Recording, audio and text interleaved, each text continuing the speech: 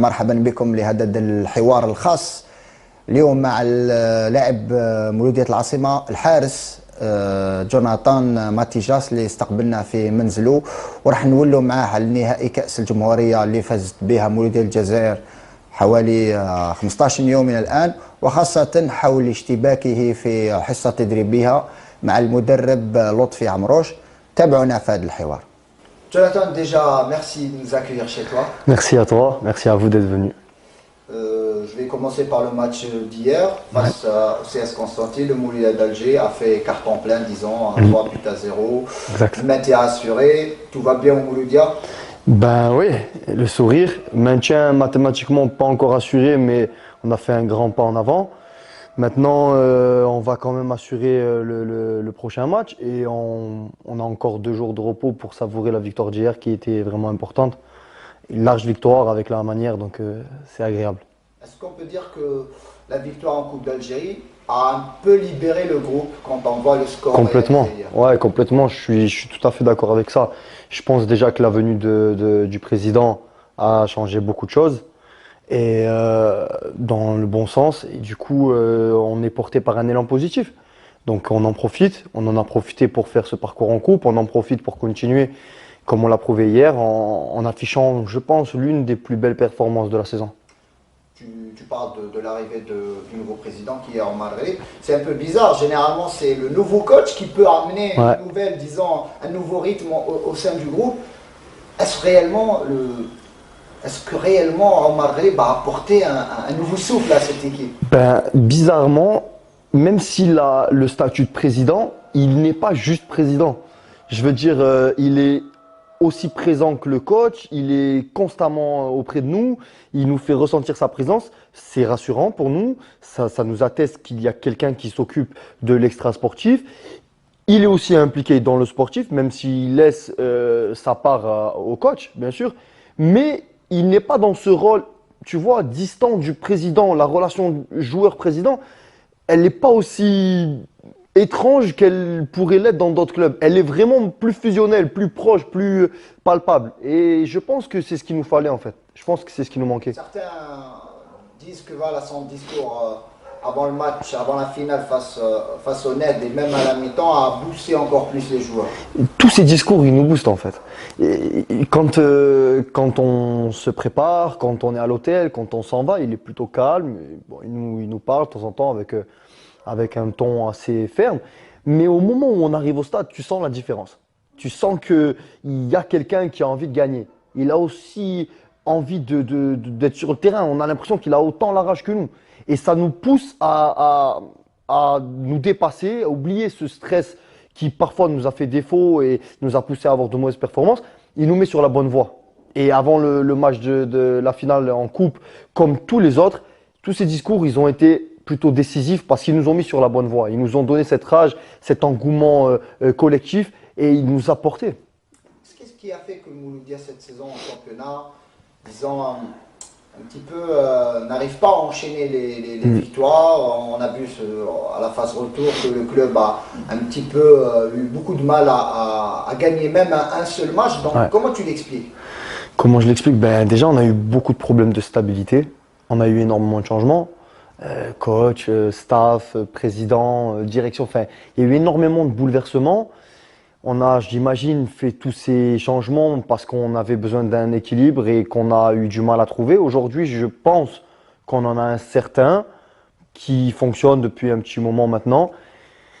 Et si on doit faire le récapitulatif de tout ce qui s'est passé dans chaque étape, avec chaque direction ou chaque coach, je pourrais donner les éléments qui nous ont fait défaut. À chaque fois, ils ont été différents.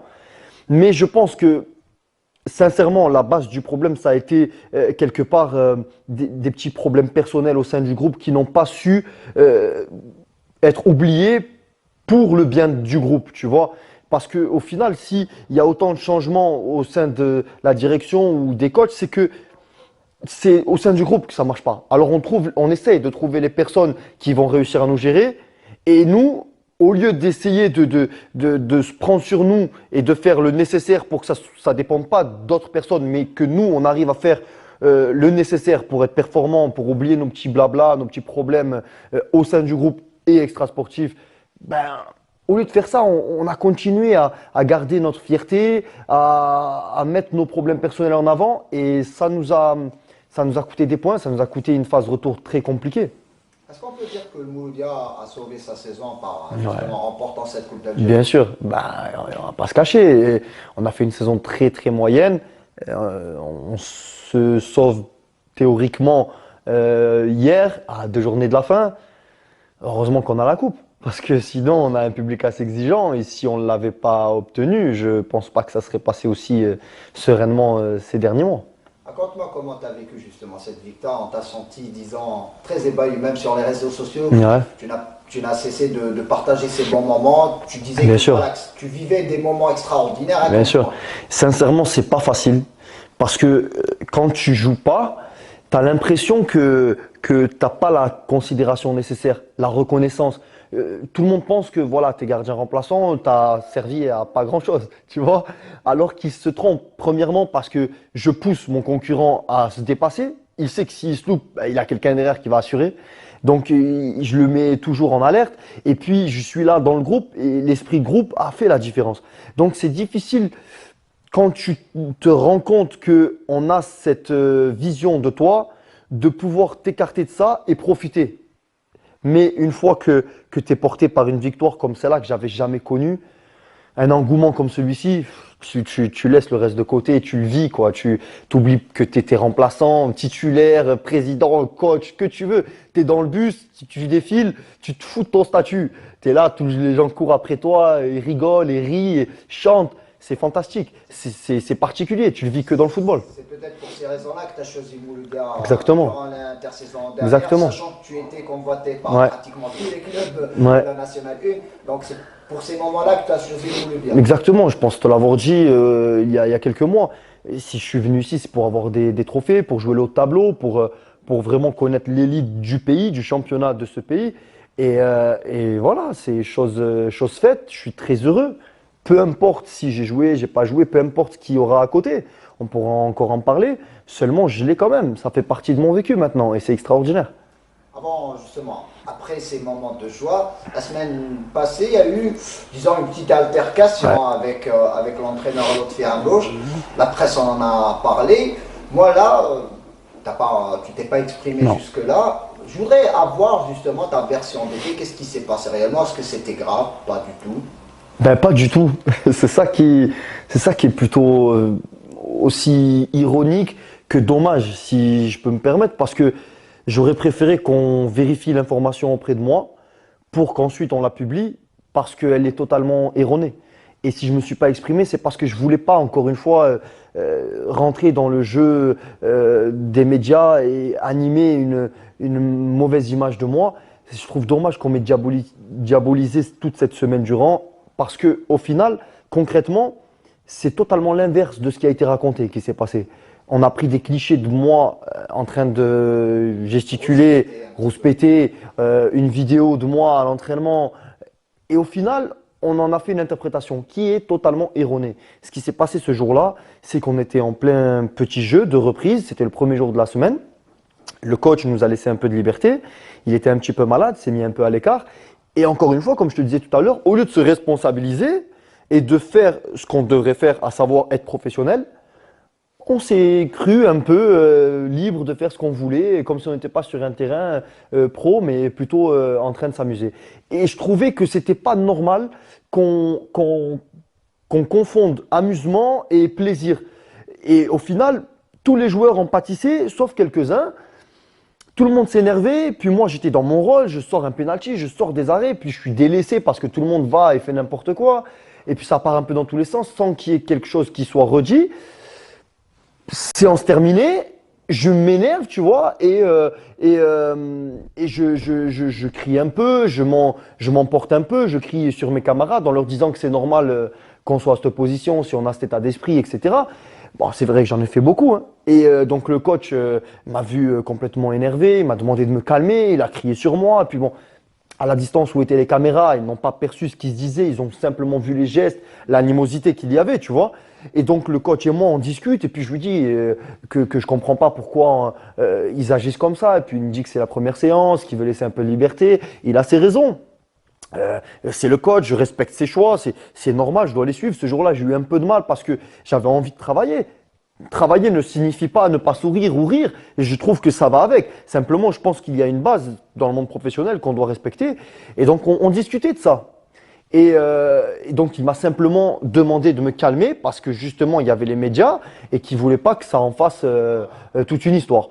Voilà tout ce qui s'est passé.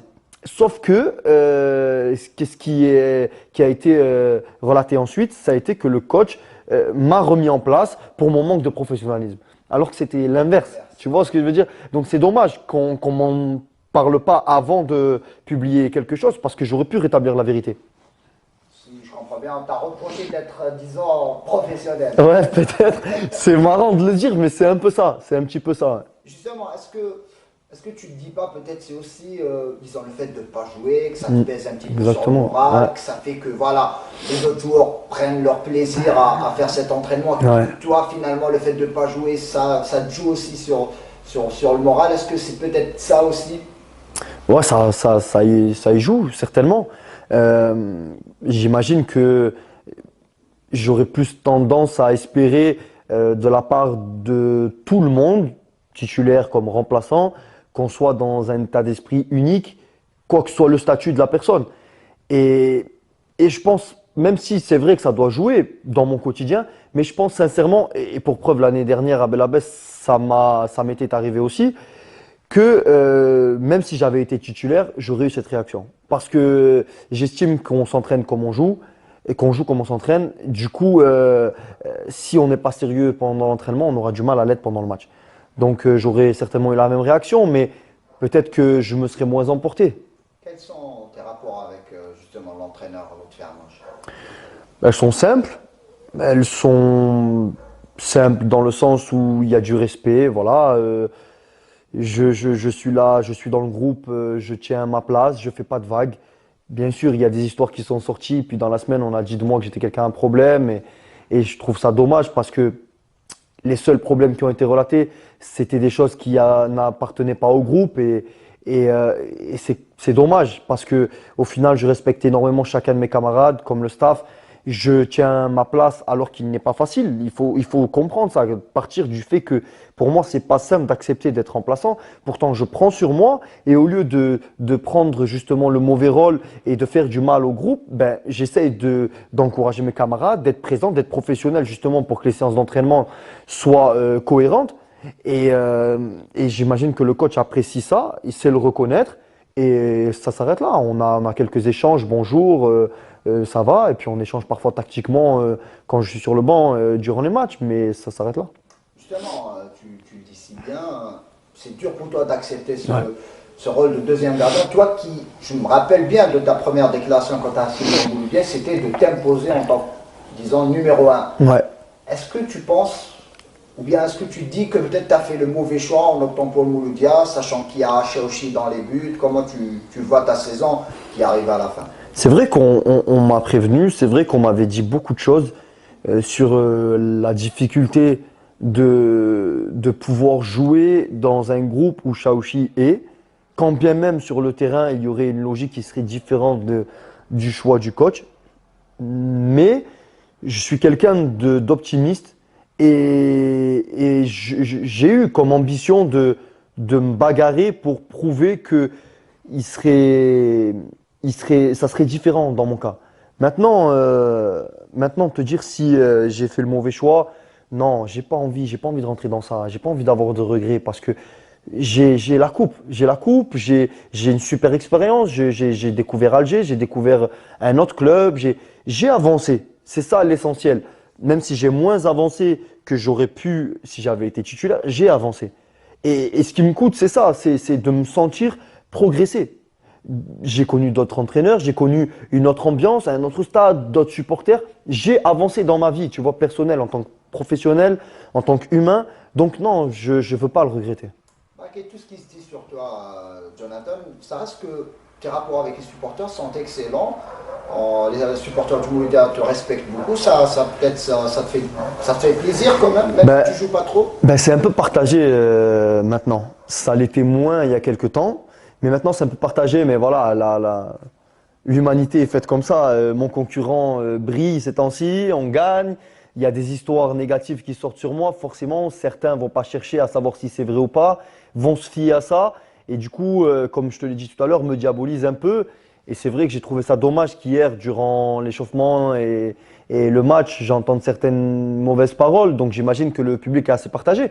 Mais j'ai aussi entendu des chants élogieux à mon égard. J'ai été vraiment ravi. Ça me fait vraiment plaisir. Donc je préfère garder ça plutôt que ce dont je t'ai parlé précédemment. Mais c'est certain que quand tu as l'appui d'une personne, quelle qu'elle soit, tu te sens mieux. Alors si c'est un public, forcément ça te donne de la force, ça donne de l'envie de continuer, ça donne du baume au cœur. On sait qu'il te reste 2 ans de Ouais, contrat, c'est bien ça. c'est ça. Vu cette situation, et si Chauchier venait à rester au club, est-ce que tu envisagerais justement de partir durant le mercato? Écoute, moi il me reste 2 ans de contrat. Parti de ce principe-là, la balle n'est pas dans mon camp. Euh, je reste ambitieux. Moi, quand j'ai quelque chose en tête, j'essaye d'aller au bout. À moins que quelqu'un vienne me parler ou me faire part d'une impossibilité, quelle qu'elle soit. Mais moi, personnellement, quand j'ai une ambition, je vais vraiment, tu vois. Je me bagarre, je vais au bout de moi-même parce que ça me permet de, comme je te l'ai dit, avancer. Maintenant, j'ai entendu, encore une fois, à travers des médias interposés, beaucoup de choses ces derniers temps, comme le fait que j'avais coûté de l'argent et que j'avais pas joué. Et je trouve ça vraiment dommage de lire ce genre de choses parce que c'est pas du tout professionnel, tu vois, de penser ça. Mais, mais je me fie pas qu'à ça. J'attends simplement de savoir quel sera le statut du club vis-à-vis de cette situation. Et à partir de là, on verra. Parce que moi, personnellement, je tiens mon poste, je tiens ma place, je continue. Il me reste 2 ans de contrat. La saison va bientôt finir. Moi, dans ma tête, c'est clair. Je suis sous contrat. Maintenant, on verra si quelqu'un du club s'approche et parle avec moi concernant mon futur, comme ils l'ont pu l'évoquer dans la presse. Mais si c'est pas le Jusqu'à cas, présent, il n'y a rien eu. Il y a pas eu jusqu'à présent, on m'en a pas parlé. Tout ce que j'ai pu lire ou entendre ou voir, ça a été à travers les médias. Mais moi, personnellement, je continue dans mon rôle et j'imagine qu'ils font de même, puisque jusqu'à présent, on avait encore à assurer un maintien, à gagner une coupe. J'imagine que ce n'était pas le moment non plus, tu vois, d'évoquer le futur de certains joueurs. Maintenant, dans chaque club, il y a des changements. Selon les arrivées des dirigeants ou des coachs, il y a des préférences, il y a des affinités. Ça fait partie du monde du football aussi. Donc, ils auront leur mot à dire. Et puis, je répondrai en conséquence selon ce qu'ils projettent de faire de moi, s'ils comptent sur moi ou pas. C'est ça la question. Peut-être tu le sais bien, il y a un gardien, en l'occurrence Félix Tchahal, qui est actuellement à Al-Harraj, qui Ouais. devrait revenir au Mouloudia cet été, sachant Ouais. qu'il est sous contrat. Après justement 3 gardiens, Ouais. 3 bons gardiens au Mouloudia. Il y en aura certainement un ou voire deux de trop. Bien sûr, bien Donc sûr. justement, est-ce que tu penses à ça? Bah, je Retour de pense, Tchahal je aussi. pense quand même que les dirigeants du club sont assez intelligents pour anticiper ça. On ne peut pas être tous les trois au sein du groupe, ça posera problème. Donc l'un de nous deux peut-être, et encore, j'imagine que il y aura des difficultés à le gérer parce que tous les trois, on a vocation à être numéro un. Maintenant, ça sera à eux de gérer ce dilemme. Je pense que ça dépendra, comme je viens de te le dire, des espérances qui seront mises sur chacun d'entre nous chez les dirigeants actuels. Parce que ce qui compte, c'est ça, c'est que l'humain en place actuellement à la tête de la direction prend le dessus sur quelque logique qu'il y ait, tu vois, parce que c'est son avis, c'est ce qu'il pense, ce qu'il ressent. C'est ça qui va faire la différence. Tu ramènes quelqu'un d'autre, peut-être que c'est une autre logique. Aujourd'hui, c'est un coach et un président qui auront leur mot à dire. C'est leur vision des choses qui va primer sur le reste. Si pour eux, tel gardien doit être numéro un, les deux doivent sortir pour en ramener un plus jeune, ça sera la vision de la personne en place. S'il y en a une autre, ça sera la sienne aussi. L'été dernier, comme je le disais tout à l'heure, tu intéressais pas mal de clubs de Ligue 1. Est-ce que, à 2 journées de la fin du championnat, est-ce que tu as eu des contacts de la part d'autres clubs, justement, sachant que voilà, vu ta situation, est-ce qu'on t'a approché ou pas du tout, ou pas encore? Écoute, je vais pas te cacher que dans tous les clubs d'Algérie, il y a des agents qui appellent des joueurs dans tous les sens pour dire qu'il y a des clubs. Ça arrive à tout le monde. On ne sait pas où est la vérité, où elle ne l'est pas. Donc, un contact concret, il n'y en a pas. Clairement, aujourd'hui, j'imagine qu'ils ont été assez perspicaces pour savoir que je me concentrerai sur mon objectif avec mon club. Je répondrai à aucun appel ou à aucune démarche avant qu'on soit fixé sur notre avenir et avant que je sois fixé concernant ma relation avec le club. Avant de négocier avec un autre club, tu voudrais être fixé C'est normal. avec le Mouloudia. C'est clair, c'est clair. Il est hors de question pour moi d'aller vers quelqu'un d'autre si je ne suis pas certain que le club ne veut plus de moi. Si le club vient me voir, me dit voilà, Joe, nous on compte sur toi.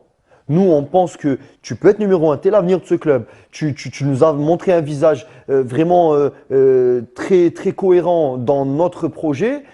Chaouchi n'est pas jeune, il a fait une super saison grâce à toi parce que tu l'as poussé. Il y aura aussi un passage de témoin à l'avenir. Peut-être que c'est le discours qu'ils vont tenir avec Charles, peut-être que c'est avec moi, je ne sais pas. Mais si c'est leur discours, je ne vais pas moi me rapprocher d'un autre club. Si ça ne l'est pas, on aura un autre échange. Et s'il y a un autre échange, alors à ce moment-là, je me rapprocherai d'autres clubs. John, généralement dans les grands clubs, comme ça même en Europe, il y a un gardien qui joue le championnat Ouais. et un autre la coupe Ouais. nationale. Est-ce que tu en avais parlé déjà avant l'entame de cette Coupe d'Algérie, avec le staff en place, avec l'entraîneur des gardiens, pour voir si cette possibilité venait à se concrétiser? Écoute, je vais pas t'apprendre ni à toi ni à personne qui va avoir cette vidéo ensuite devant les yeux. Mais il y a des caractères au sein des gardiens. Parfois, ça peut perturber un gardien de le faire changer et ça peut être un risque. Ensuite, j'imagine que toutes ces questions sont bousculées dans l'esprit du staff, dans celle de Fouzi aussi. Ils ont fait un choix, celui de le conserver, de le laisser en place. Il croyait en lui aussi, hein, il faut pas se mentir. J'imagine que si j'ai pas eu autant de temps de jeu que je l'aurais espéré, c'est qu'il n'y avait pas envers moi cet engouement ou cet espoir ou cette confiance, on va savoir. Donc ils ont fait un choix. Je ne sais pas si ça aurait été mieux ou moins bien s'il en a fait un autre, mais en tout cas il a été payant puisqu'en coupe on fait un super parcours. Championnat un peu moins, mais la coupe ça reste un succès. Comment, je vais te poser une question un peu gênante Ouais, vu que tu es le gardien numéro 2, mais comment tu commentes la saison de Fouzi, ouais. surtout ces derniers mois où il revient en force, où en Coupe d'Algérie il a quand même guidé le Mouloudia jusqu'au sacre final. Comment tu commentes sa saison? Moi je vais être très clair et très direct comme je le suis toujours. Depuis l'arrivée d'Amrouche, il a été, mis à part un ou deux matchs moyens, irréprochable. Avant ça, j'aurais dû avoir ma chance. J'aurais dû jouer, il aurait dû sentir plus de risques, plus de danger. Maintenant, depuis qu'Amrouche est arrivé, et ça fait déjà un petit moment, il fait des matchs plus que corrects, il a des performances au-dessus de la moyenne, il n'y a rien à dire. On a eu 2-3 mauvais résultats. Il n'est pas forcément impliqué directement sur ces résultats-là. Et puis, il a été décisif sur quelques matchs qui ont fait la différence.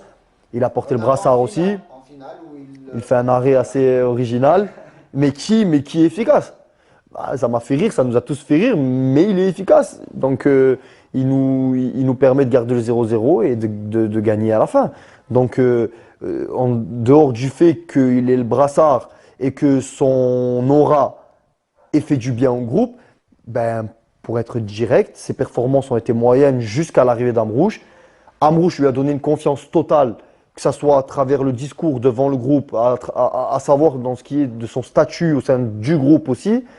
Et ça lui a été bénéfique. Je pense que c'est le genre de joueur qui a besoin de ça, qu'on lui accorde totalement les pleins pouvoirs. À partir du moment que vous le faites, vous prenez un risque vis-à-vis des autres.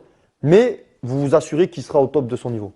Je me rappelle, à l'époque de Zeneri, il y a eu une petite friction entre toi et Chauchi. Qu'en est-il actuellement de vos relations tous les deux? Il arrive qu'on ait des différends durant des séances d'entraînement, comme ça arrive à tout le monde, des pics de tension, ça arrive dans tous les groupes. En dehors de ça, ça revient vite à la normale. Et puis voilà, c'est bonjour, au revoir. On travaille ensemble dans le meilleur des mondes, le plus simplement possible. Comme tout à l'heure avec Amouche, avec respect. Et puis ça s'arrête à la relation professionnelle. On dit souvent que ceux qui connaissent Chauchi, justement, on dit que il reflète deux personnages. Quand il est sur le terrain, c'est une chose. Disons, assez extravagant, mais quand il est en dehors du terrain, c'est un homme très, disons, très plaisant. Est-ce que tu confirmes ça? C'est compliqué de te le confirmer parce que j'ai pas de relation avec lui en dehors du terrain. Maintenant, quand on est vraiment juste aux abords des terrains, tu vois, pour les déplacements, etc., voilà, il est marrant, ça se passe bien au sein du groupe, il rigole un peu avec tout le monde. Et puis voilà, donc il n'y a pas de problème avec moi particulier en dehors du terrain, mais je pourrais pas te dire quel genre de personne il est parce que je le fréquente pas en dehors du terrain. Comme tout le monde le sait, tu as vécu en France, Ouais. tu as joué dans pas mal de pays. Ouais. Si je te demandais, voilà, qu'est-ce que tu retiens de ce passage en Algérie depuis 2 ans maintenant? Quelque chose qui t'a marqué, je sais pas moi. Ah, il y en a beaucoup. Il y en a beaucoup. Voilà, de me résumer un petit peu Ben, ton expérience en Algérie. il y a deux aspects. Il y a le positif, le négatif. Il y a premièrement l'engouement extraordinaire qu'il y a autour du football ici, et je pense qu'il est quasiment unique dans le monde, à savoir les supporters, les médias, à savoir que les supporters, ça regroupe la quasi-totalité de la population algérienne, et ça c'est extraordinaire, tu vois, parce qu'ils le vivent, ils nous portent en avant. Le revers de la médaille, c'est qu'ils le vivent tellement qu'il y a des moments où ils s'approprient le club et où c'est eux qui vont se placer comme entraîneur, président ou actionnaire, tu vois. Donc il y a des moments, ça devient dangereux, surtout dans certains clubs, à savoir quand tu as des mauvais résultats, bien sûr. Mais vraiment, ce qui dépasse tout, dans tout ce que je viens de te citer, c'est ces moments où tu te retrouves au milieu du 5 juillet et puis tu as un stade plein qui chante et qui s'anime. Et voilà, c'est parfait. Qu'est-ce que tu veux de plus? On a commencé le football pour en arriver là. Tu te retrouves sur le terrain ou aux abords et puis tu tournes et tu es comme dans un rêve. Sur ces mots, on arrive au terme de cette interview. Je te remercie, Jonathan. Merci à toi. Merci à toi. Merci beaucoup.